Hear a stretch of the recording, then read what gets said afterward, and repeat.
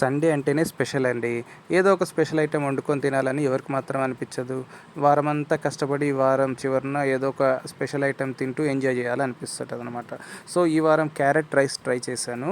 ఒకవేళ మీరు కూడా ఎలా చేశానో చూడండి. ఒకవేళ మీకు నచ్చితే మీరు ట్రై చేయండి. ఇంగ్రీడియంట్స్ అన్నీ నేను క్లియర్‌గా మెన్షన్ చేశాను. ముందుగా ఇక్కడ చూపించిన ఇంగ్రీడియంట్స్ అన్నీ తీసుకున్న తర్వాత బాగా దోరగా తరిగిన ఆనియన్స్ ఇవన్నీ ఫ్రై చేస్తున్నాను.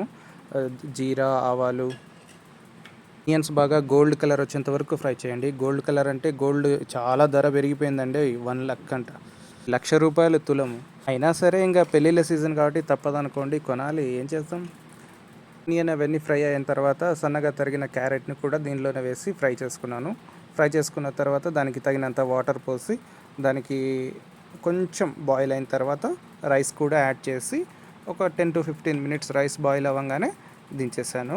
ఇందులోకి నేను స్పెషల్గా చికెన్ ఫ్రైని యాడ్ చేస్తున్నాను. నాకు carrot rice with chicken fry అనేది చాలా ఇష్టం అనమాట. సో, నేను ఆ రకంగా ట్రై చేశాను. ఇది వీకెండ్ మా స్పెషల్ అండి. ఇస్తే మీరు ట్రై చేయండి. ట్రై చేస్తే ఎలా వచ్చిందో కామెంట్ చేయండి. Thank you. Bye bye.